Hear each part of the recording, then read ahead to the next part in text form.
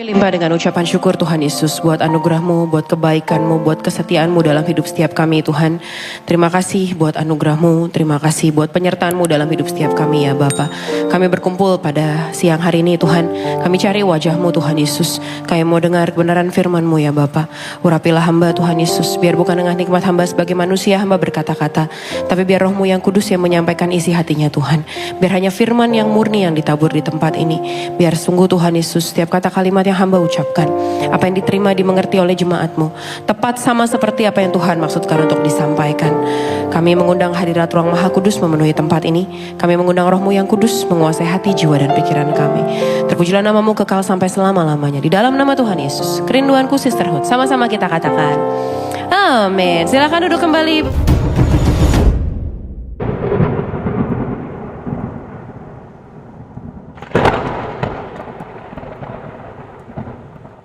Ibu-ibu sekalian dikasih oleh Tuhan, terima kasih kepada seluruh teman-teman yang telah mengambil bagian dalam pelayanan di siang hari ini. Terimalah salam dari mimbar yang kudus ini. Shalom kerinduanku sisterhood. Apa kabarnya di siang hari ini? Luar biasa, puji Tuhan, senang sekali saya melihat ibu-ibu yang mungkin di tengah-tengah udah mulai persiapan liburan, mungkin anak-anaknya udah mulai mau ambil rapot gitu ya. Tapi tetap memilih untuk hadir beribadah di siang hari ini, puji Tuhan. Sekali lagi berikan tepuk tangan kemuliaan buat Tuhan kita yuk. Haleluya. Hari ini kita akan membahas dalam tema gereja kita bulan ini, kita bahas soal kingship, soal raja di atas segala raja, Savior King.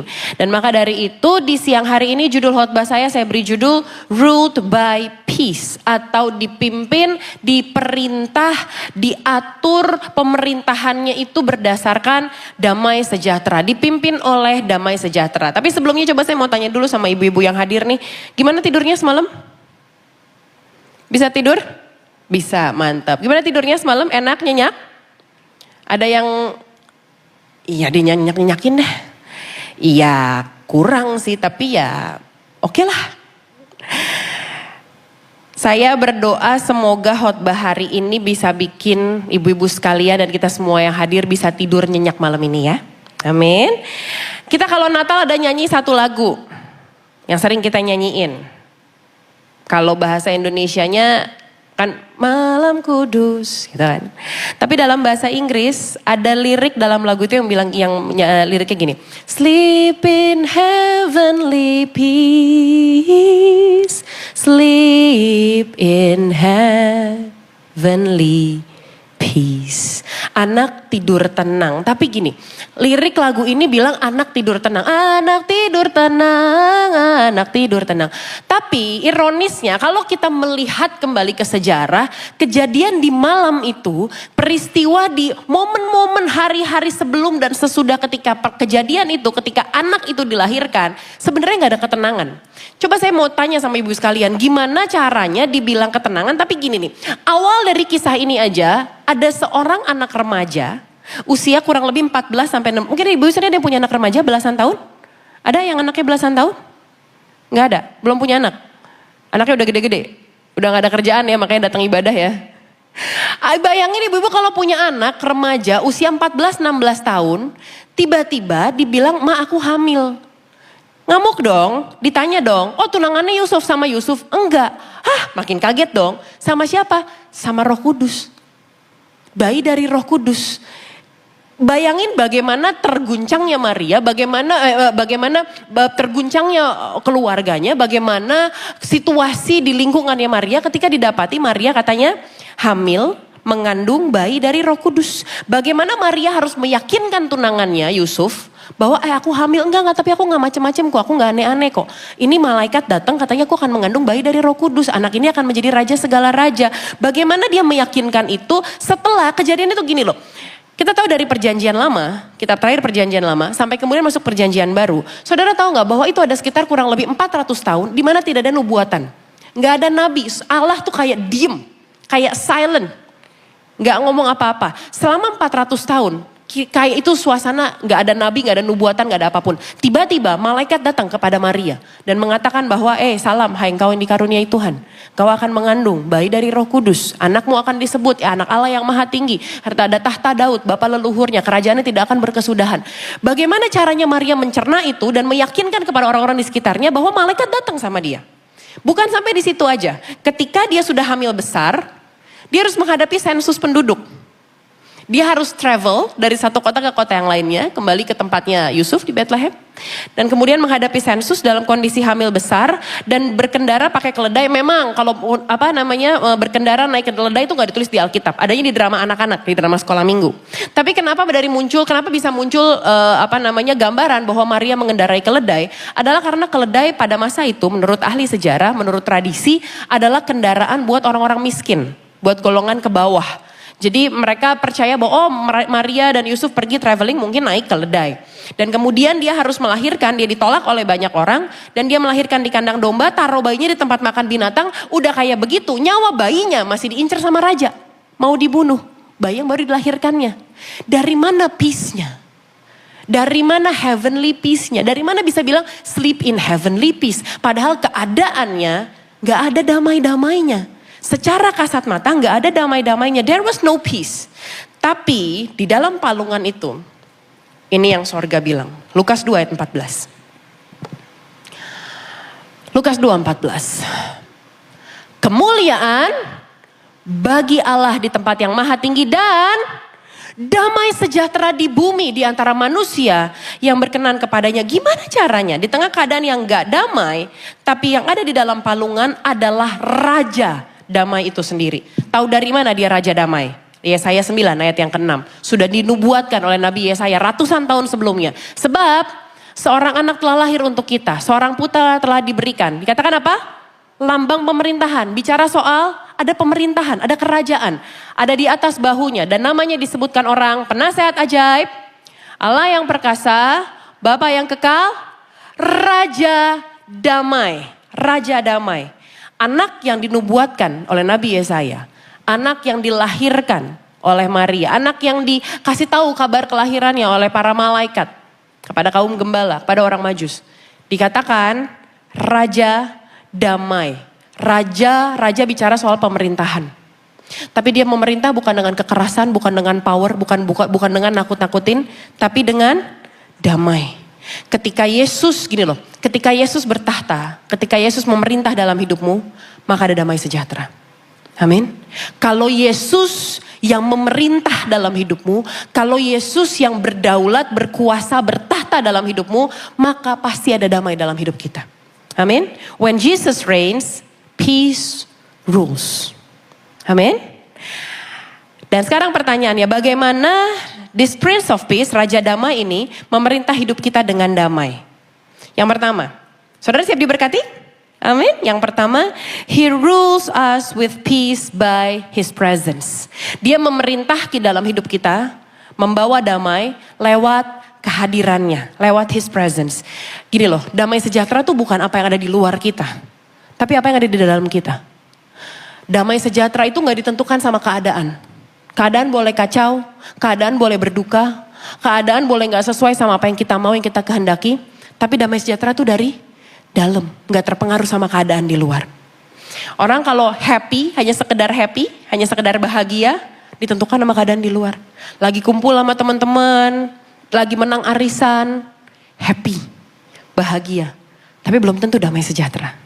Damai sejahtera itu ada di dalam. Nah, di Lukas 2, tadi kan kita baca Lukas 2:14 ya. Tapi kalau kita lihat sebelumnya, menunjukkan justru ada ketakutan, ada tekanan. Tapi malaikat ngomong gini, Lukas 2:9-11. Tiba-tiba berdirilah seorang malaikat Tuhan di dekat mereka dan kemuliaan Tuhan bersinar meliputi mereka. Dan mereka sangat ketakutan. Lalu kata malaikat itu kepada mereka apa? Jangan takut, sebab sesungguhnya aku memberitakan kepadamu kesukaan besar untuk seluruh bangsa. Hari ini telah lahir bagimu juru selamat, yaitu Kristus Tuhan di kota Daud. Ada keadaan yang berubah gak pada masa itu? Gak ada. Keadaannya gak berubah. Gak ada masalah yang hilang. Gak ada ketakutan, ancaman yang berhenti, gak ada. Gembala miskin jagain domba nggak tiba-tiba jadi kaya. Nggak tiba-tiba dia diangkat jadi raja di Yerusalem gitu, enggak. Tapi yang berubah hanya satu. Karena hari ini telah lahir bagimu. Yang berubah hanya satu. Tuhannya hadir. Tuhannya datang bersama-sama dengan mereka. Yesaya 7:14. Sebab itu Tuhan sendirilah yang akan memberikan kepadamu suatu pertanda. Sesungguhnya seorang perempuan muda akan mengandung dan akan melahirkan seorang anak laki-laki. Dan ia akan menamakan dia Immanuel. Kita sama-sama belajar Immanuel artinya apa? Allah beserta kita. Allah ada bareng-bareng sama kita. Kalau kita ingat Bu, film-film, dongeng-dongeng, kisah-kisah kerajaan dunia. Rajanya ada di mana? Raja ada di mana? Di dalam istana. Duduk di tahtanya. Rakyat mau ketemu raja bisa gak? Susahnya minta ampun. Kalau lu siapa? Rakjel, rakyat jelata. Kita tiba-tiba datang gitu ke pengawal. Saya mau ketemu raja dong. Lah, situ siapa? Jangankan raja. Kita kadang-kadang datang ke perusahaan, datang ke kantor. Bilang mau ketemu sama Pak Manajer bisa. Pasti ditanya dong. Bu keperluannya apa? Ibu siapa? Udah ada janji. Sebentar saya bilang dulu ya Bu. Padahal dia pura-pura nelpon. Sebalik-balik bilang, Bu mohon maaf. Pak manajernya lagi meeting, padahal emang gak mau aja diketemuin. Pemerintah-pemerintah dunia selalu punya jarak sama rakyatnya. Sama orang-orang yang dia gak kenal, dia gak tahu siapa. Dia gak, dalam tanda kutip dia gak punya urusan pribadi sama orang itu. Tapi Raja Damai kita, tapi Juru Selamat kita, dia malah bilang dia beserta dengan kita. Dia datang bukan hanya sekedar datang duduk di istana, memerintah dengan galak-galak tunjuk sana tunjuk sini, tiba-tiba orang mati gitu. Enggak, tapi dia datang untuk bersama-sama dengan kita. Dia datang untuk bareng-bareng sama kita. Dia datang Immanuel, Allah beserta dengan kita. Dan ini dikatakan dari nubuatan Nabi loh, di kitab Yesaya loh. Nama Immanuel udah keluar dari nubuatan Nabi. Ratusan tahun sebelumnya, kurang lebih kalau saya nggak salah 600-700 tahun. Kalau saya nggak salah, correct me if I'm wrong. Sekitar ratusan tahun sebelumnya, udah dinubuatkan. Raja yang akan datang, dia bersama-sama dengan manusia. Immanuel, Allah beserta dengan kita. Dia nggak pernah pergi, dia maha hadir. Dia maha hadir Bu, dia tahu air matamu, dia tahu sakit hatimu, dia tahu kamu lagi marah sama siapa. Bayangin mana ada presiden atau raja, penguasa, yang ngelihat ibu nih, terus dia bilang, aku tahu kamu lagi marah sama siapa. Aku tahu kenapa kamu nangis semalam makanya gak bisa tidur. Aku tahu apa yang bikin kamu happy. Aku tahu apa yang kamu gak pernah ngomong sama siapapun, tapi aku tahu. Mana ada raja pemerintah seperti itu. Tapi Allah kita, dari sejak semula udah dibilang, Immanuel, dia bersama-sama dengan kita. Amin. Kerajaan Allah adalah pemerintahannya dalam hati manusia. Dan pemerintahan itu hadir melalui kehadirannya sendiri. Lewat dirinya sendiri. Lewat his presence. Yesus dikatakan sebagai Raja Damai. Artinya gini, kalau dibilang Yesus adalah Raja Damai. Seorang anak telah lahir. Dan namanya disebutkan orang. Penasihat ajaib, Allah yang perkasa, Bapa yang kekal. Kemudian Raja Damai. Artinya nama itu bicara soal identitas. Benar gak? Nama saya Amanda. Identitas saya, di dalam KTP saya ditulis nama Amanda Roberta Zevanya. Nama bicara soal identitas. Artinya gini, kedamaiannya yang Yesus bawa, kedamaian yang Tuhan bawa, itu bukan produk, bukan barang. Bukan dia nih, dia seorang raja terus dia punya pabrik damai. Bukan produk. Tapi damai itu adalah dirinya sendiri. Dibilang namanya disebutkan orang, Raja Damai. Kedamaian adalah identitasnya. Raja Damai adalah dia sendiri. Jadi artinya gini, dimanapun ada Yesus, di situ ada damai sejahtera. Amin. Di mana ada Yesus, di situ ada damai sejahtera. Karena dialah sang damai itu sendiri. Nggak ada Tuhan yang mengirimkan anaknya dalam rupa manusia, dalam rupa daging. Nggak ada. Cari di kepercayaan-kepercayaan. Nggak ada Tuhan yang inisiatifnya datang dari dia sendiri. Berinisiatif untuk melakukan misi penyelamatan. Untuk siapa? Kalau misi penyelamatan berkorban untuk orang-orang yang baik mah enak ya. Kita rasa utang budi, benar nggak Bu? Kadang-kadang kita gitu kan Bu, pernah ditolong sama orang. Terus ketika orangnya kenapa kita rasanya nggak enak hati gitu. Aduh gue pernah ditolongin sama dia. Aduh dia baik banget sama keluarga gue. Aduh padahal nggak kenal. Aduh tapi gue inget banget tuh dulu dia pernah nolongin bapak gue. Kalau kita berkorban, ngelakuin sesuatu untuk orang yang baik sama kita tuh enak. Tapi mau gak Bu, disuruh berkorban, korbannya gak main-main lagi. Korbanin segala-galanya, korbanin nyawa. Buat orang yang bobrok. Buat orang yang ada gak ada dia, itu tuh gak menguntungkan juga gitu. Kayak ada gak ada kita, buat Tuhan apa sih benefitnya? Apa sih benefitnya? Kita seringkali berpikir, wah dengan adanya kita Tuhan terbantu. Enggak. Satu-satunya dia ada sayang sama kita, anaknya sayang aja sama kita. We're not beneficial. Tapi dia sayang sama kita. Dia rela. Makanya saya suka bilang dalam khotbah saya, motivasinya Tuhan sama hidup kita cuma satu, cinta. Gak ada yang lain, gak ada yang lain. Gak ada yang lain. Gak ada satu hal pun yang bisa kita tawarkan kepada Tuhan yang bikin dia terpesona. Yang bikin dia kayak, wah ini nih yang bikin dia terkaget-kaget. Gak ada. Motivasinya cuma satu, cinta. Amin. Makanya Tuhan, gak ada Tuhan yang memberikan yang paling baik dari dirinya, nyawanya sendiri, hidupnya, darahnya, untuk the worst of us. Untuk menukar dengan yang terburuknya dari kita. Dosa kita, kesalahan kita, pelanggaran kita. Dia tinggalin surga, membatasi dirinya jadi manusia. Untuk ditukar sama dosa kita. Cuma Yesus. Gak ada yang lain. Informasi pertama yang kita dengar, yang kita tahu tentang Natal. Ayat yang tadi, Lukas 2:14. Informasi pertama yang kita tahu tentang Natal adalah damai sejahtera. Kemuliaan bagi Allah di tempat yang maha tinggi dan damai sejahtera di bumi di antara manusia. Informasi pertama yang kita tahu tentang Natal adalah damai sejahtera.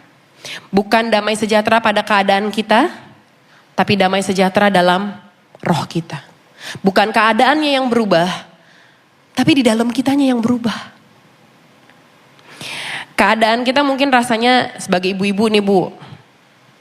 Keadaan kita rasanya sering gak enak, kacau.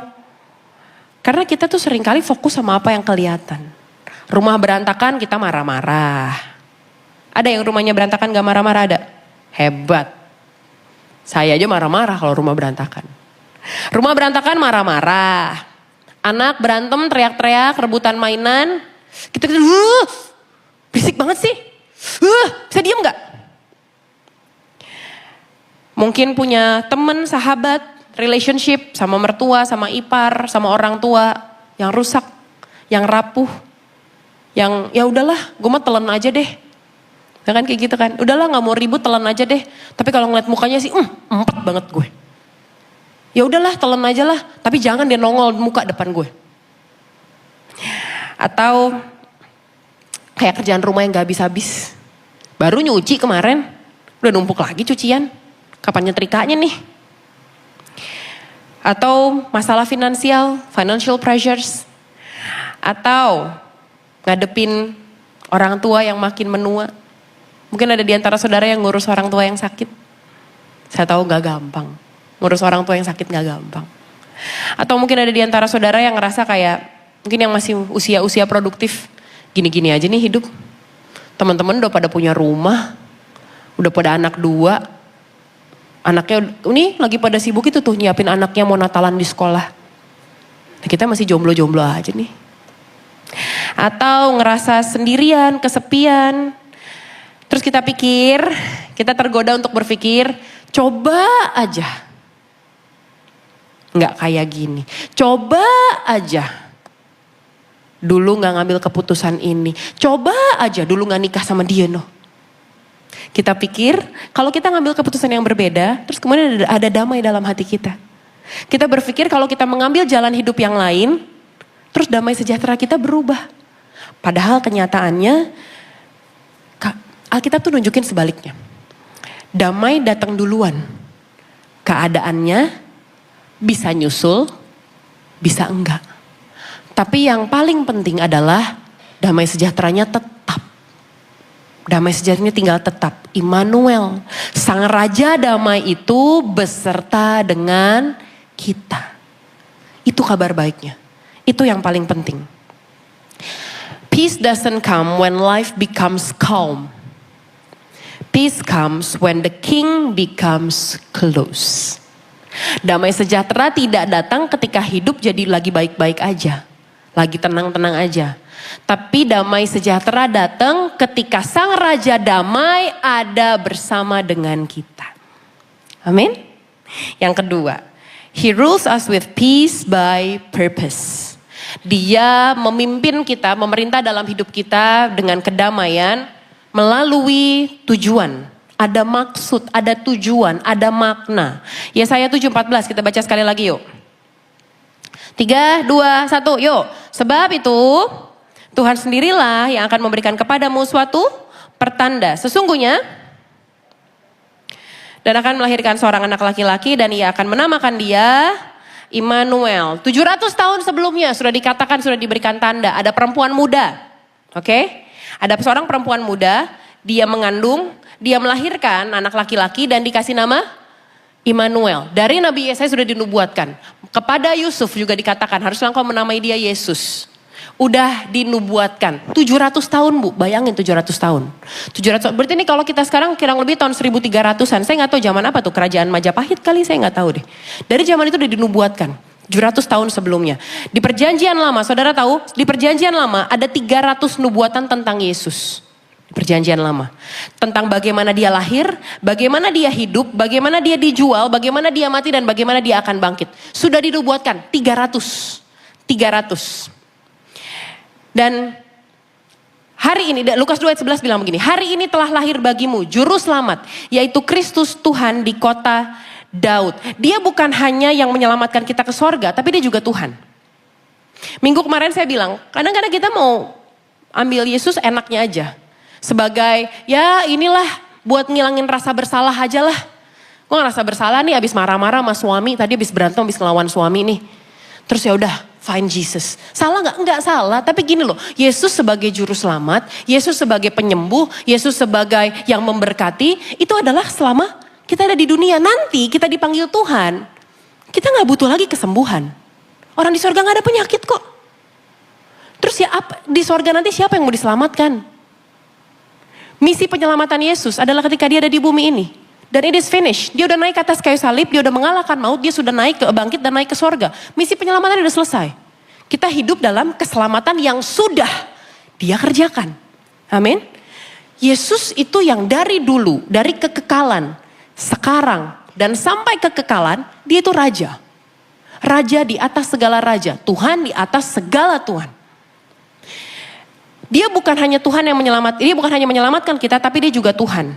Makanya kita nggak bisa take Jesus cuman bagian juru selamatnya aja.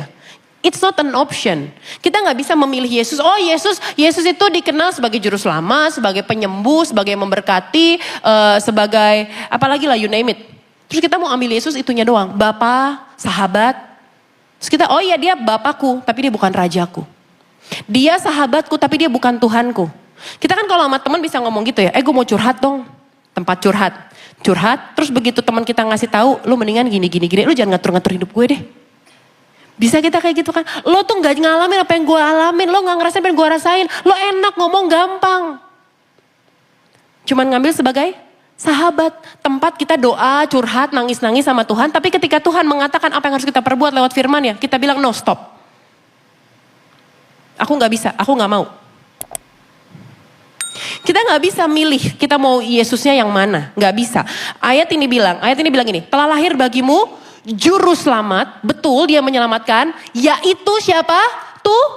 Tuhan. Dia bukan hanya juru selamat, dia juga Tuhan, dia juga raja di atas segala raja. Kita menundukkan hidup kita, rencana kita, jalan kita, maunya kita, kehendak kita pada dia yang adalah Tuhan. Kita enak ngomong sama anak kan bisa kan?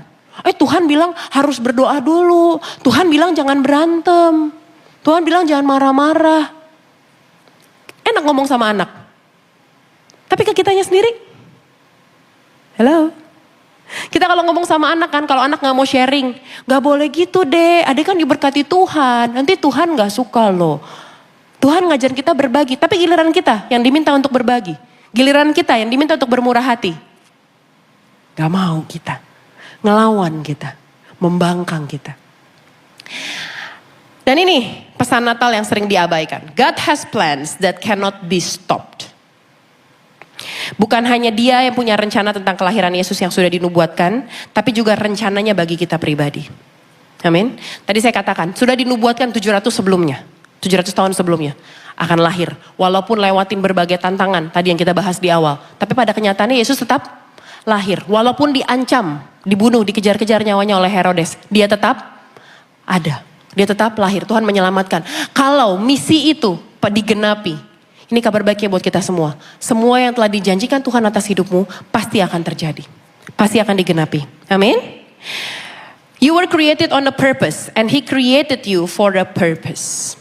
Kita diciptakan, gak ada yang kecelakaan gitu.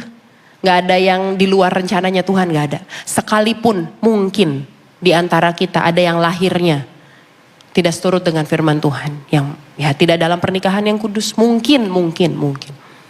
Tapi percayalah, di hadapan Tuhan gak ada yang, kok jadi gini?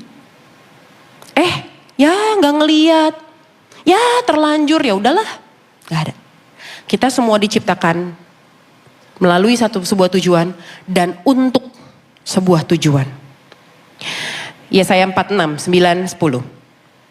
Ingatlah hal-hal yang dahulu dari sejak purbakala. Bahwasanya akulah Allah dan tidak ada yang lain. Akulah Allah dan tidak ada yang seperti aku. Ayat yang ke-10. Yang memberitahukan dari mulanya hal yang kemudian dan dari zaman purbakala apa yang belum terlaksana. Yang berkata 3, 2, 1.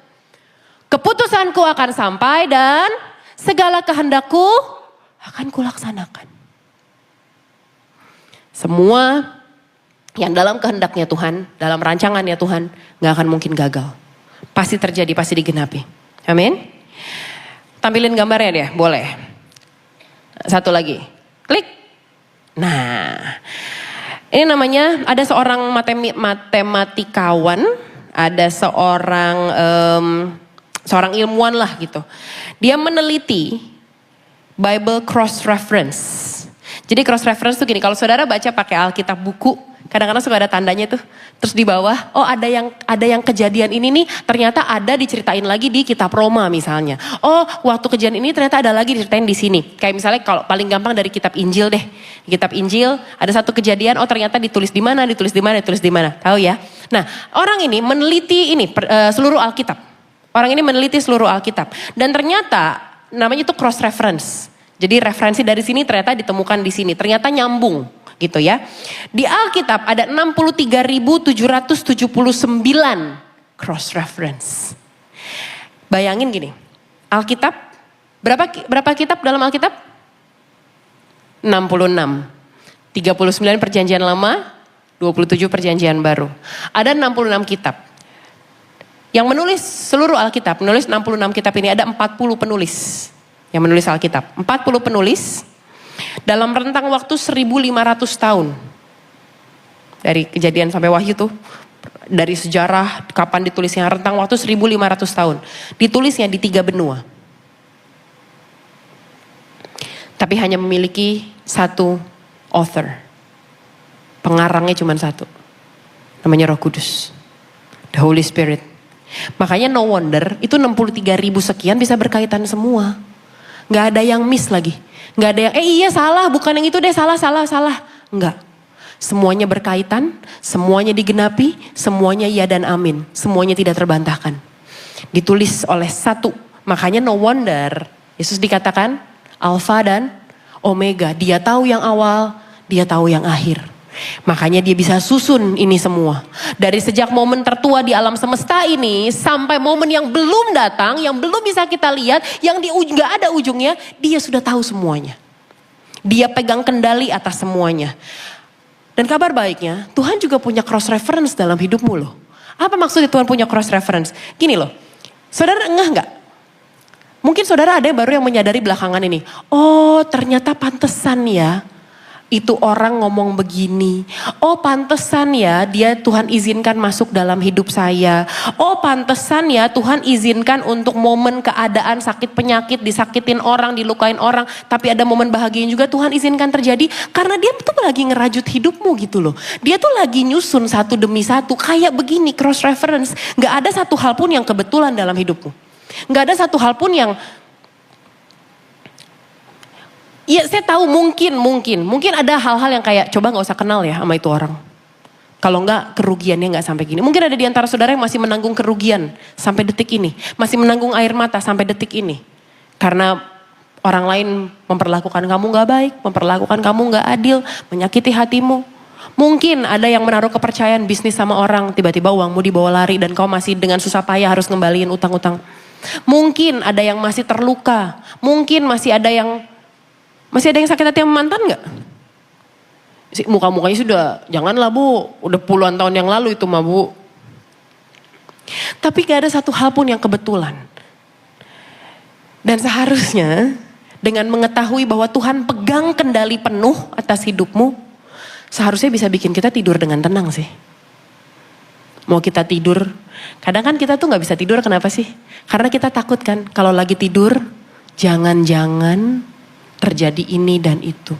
Kenapa saya bisa ngomong gini? Karena I've been there. Saya tuh jujur saya sering kayak gitu. Saya suka takut tidur. Karena saya takut ketika saya tidur, something bad happen. Yang saya gak tahu. Yang gak bisa saya kendalikan. Tapi balik lagi. Pada kenyataannya yang pegang kendali bukan kita kok. Pada kenyataannya yang pegang kendali Tuhan kok. Nih isu-isu megatrust. Ya kan? Tsunami, gempa. Rumah saya tuh di Cibubur bu. Daerah Depok. Kemarin saya buka threads, Twitter, udah dibilang tuh, warga Depok udah siap-siap sama emergency bag belum? Saya tanyakan, kenapa nih, ada apa nih? Katanya wilayah Depok dilewati oleh sesar baribis atau apa gitu.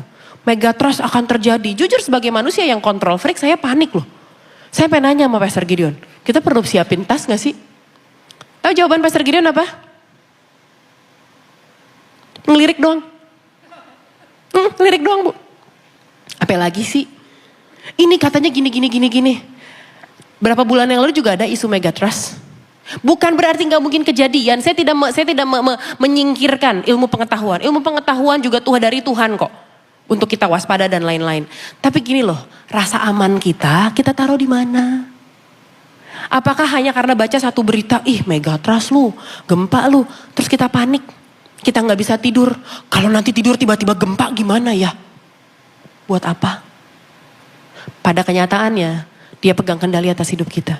Pada kenyataannya tidak pernah sekalipun dia lalai menepati janjinya. Pada kenyataannya tidak ada satu hal pun dalam hidup kita yang di luar kendalinya Tuhan. Amin. Nih Alkitab buktinya. Hampir 64.000 bu. Orang sepinter apapun, saya yakin gak akan mungkin bisa lakuin ini. 1.500 tahun, 40 orang yang berbeda. Gak saling kenal juga. Ya beberapa saling kenal, beberapa enggak. Di 3 benua, 1.500 tahun. Tapi semua ceritanya gak ada yang menyimpang.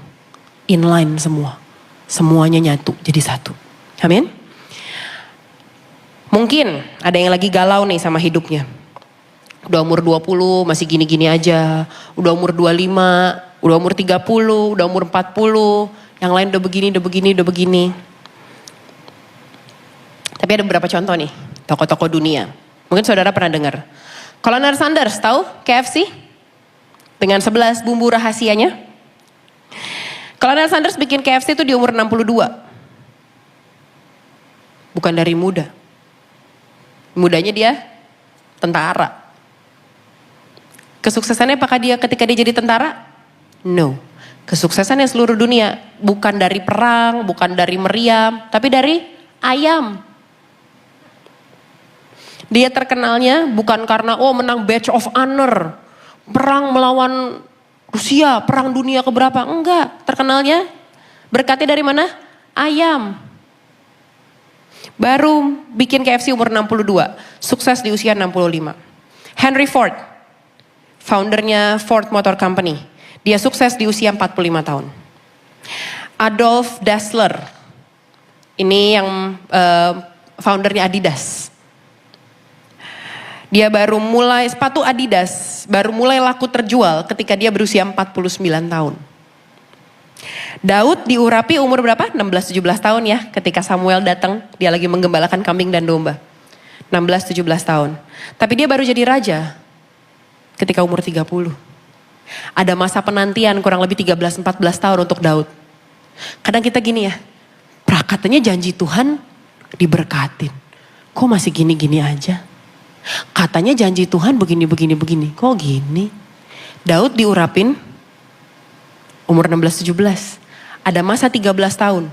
Daud bukannya terima kemuliaan jadi raja, malah dikejar-kejar sama raja. Malah diincar nyawanya sama raja. Yang punya power, yang punya kuasa. Yesus mulai pelayanannya. Yesus anak Allah yang maha tinggi. Baru memulai public ministry-nya umur 30. Mungkin kita udah banyak bikin rencana.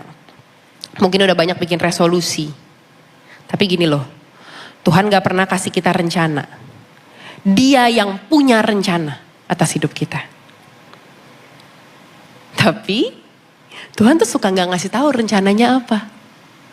Ya kan? Kita bertanya-tanya, kenapa? Karena dia mau kita percaya sama dia.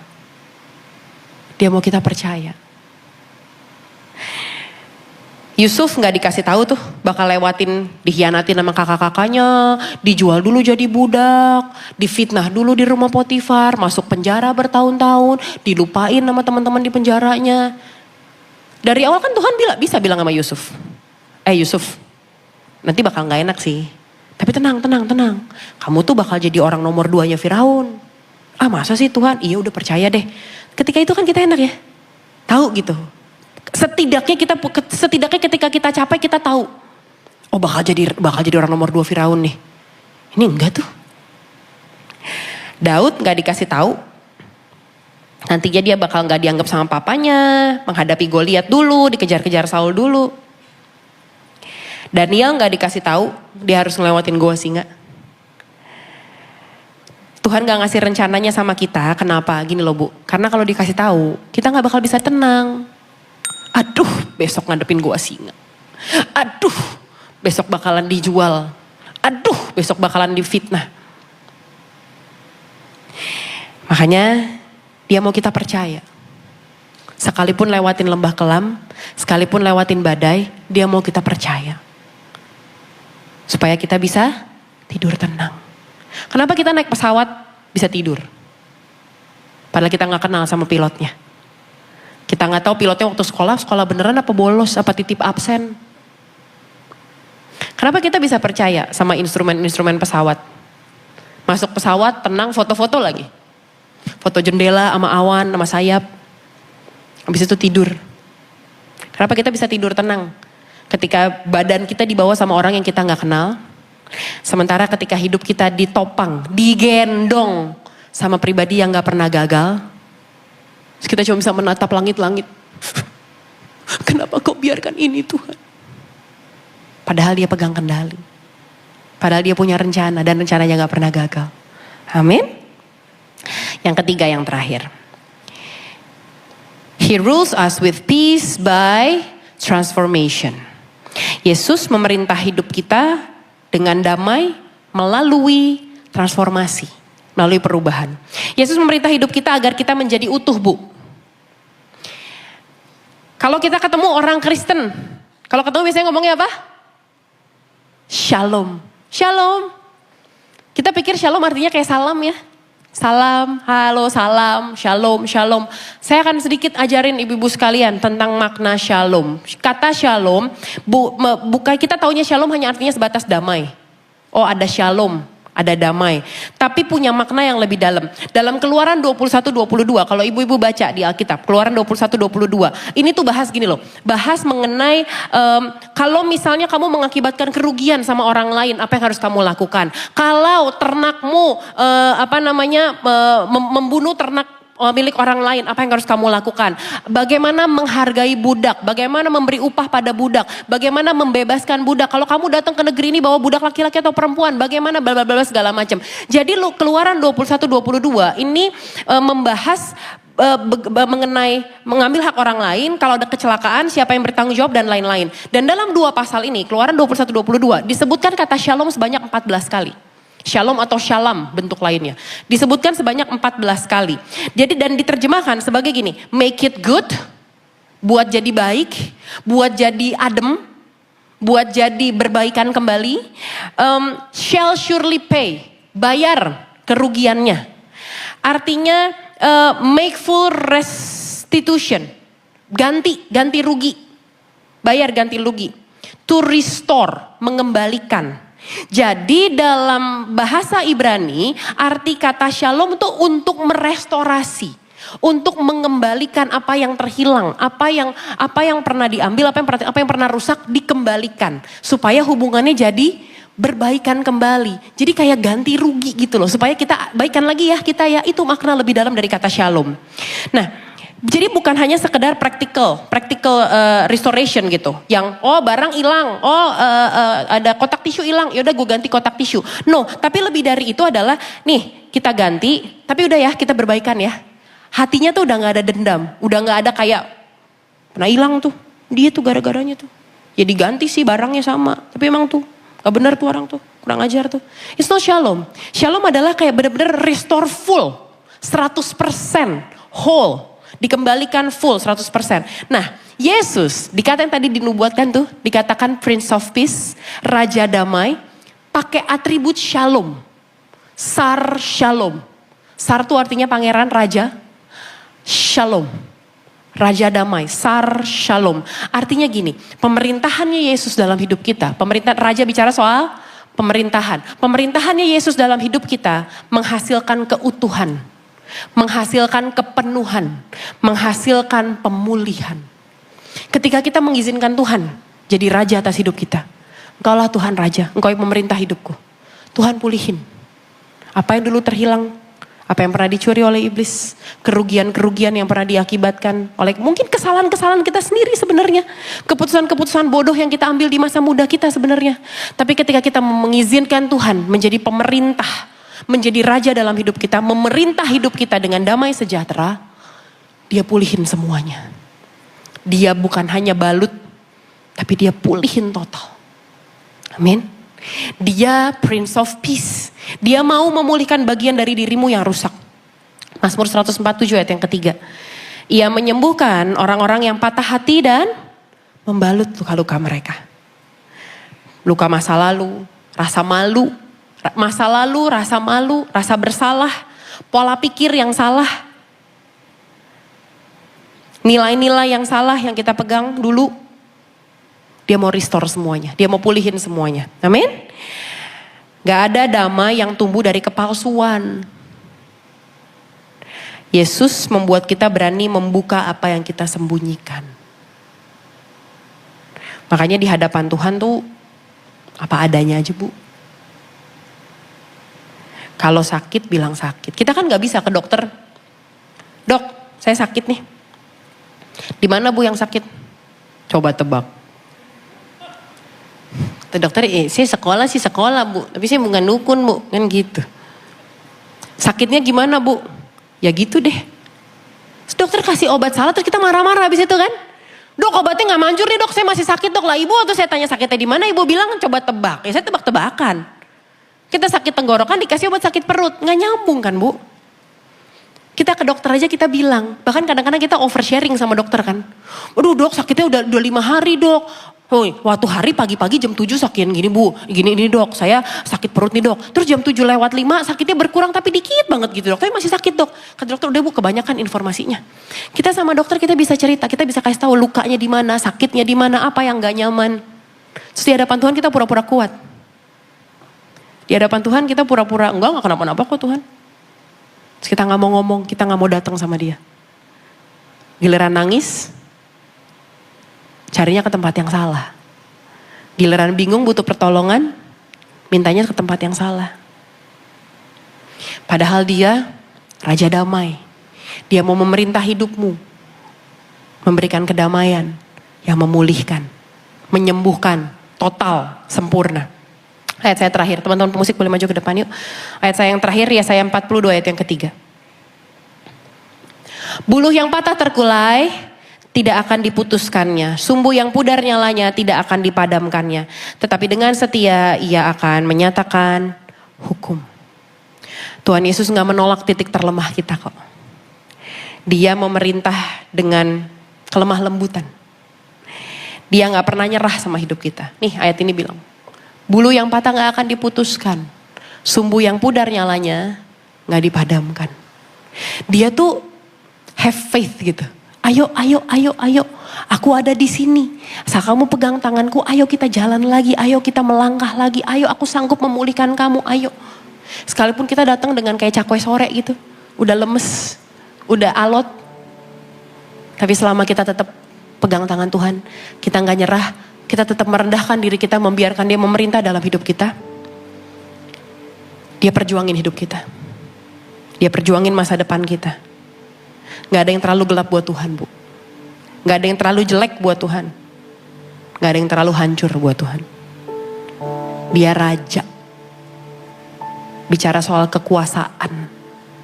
Bicara soal power. Bicara soal kemampuan. Bicara soal sumber daya. Dan dia punya itu semua. Dia raja damai. Yang memerintah bukan dengan ngasih ketakutan, ancaman. Tapi dia memerintah hidupmu dengan damai. Dengan dia hadir. Dengan dia memulihkan. Dan bawa kenyataan bahwa dia punya rencana. Dia pegang kendali atas hidup kita. Ada rencana, ada maksud Tuhan. Di Natal ini biar bukan sekedar selebrasi. Tapi kita izinkan Tuhan memerintah. Kita bukan hanya sekedar merayakan seorang bayi. Kita bukan sekedar bikin pesta ulang tahun. Tapi kita menyambut sebuah pemerintahan yang kekal dalam hidup kita. Kalau dari hari ini ke belakang, yang memerintah hidup kita rasa takut, ego, ambisi, bahkan mungkin rasa malu, dosa, kepahitan. Tapi saya pengen ibu-ibu sekalian di hari ini, kita ganti pemerintah dalam hidup kita. Biar Yesus yang memerintah. Amin. Yesus yang memerintah hidup kita. Dia yang jadi raja, dia yang atur, dia yang tentukan. Sekarang pertanyaan, kita mau nurut atau enggak? Kita mau taat atau enggak? Atau cuma di mulut, engkaulah raja dalam hidupku. Tapi ketika dia mengeluarkan perintahnya, titahnya, apa yang dia mau, kita bilang ya enggak gitulah Tuhan. Pada akhirnya yang beneficial kita kok. Kita yang bisa tidur tenang. Kita yang bisa berdamai.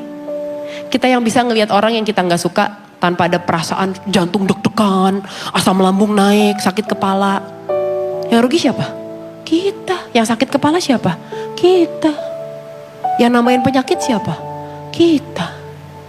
Sementara kalau damai sejahtera dalam hati, enteng kan? Lega. Gak nyimpen penyakit. Gak nyimpen masalah. Gak nyimpen air mata yang gak perlu. Amin. Kita tutup Alkitab kita bangkit berdiri yuk.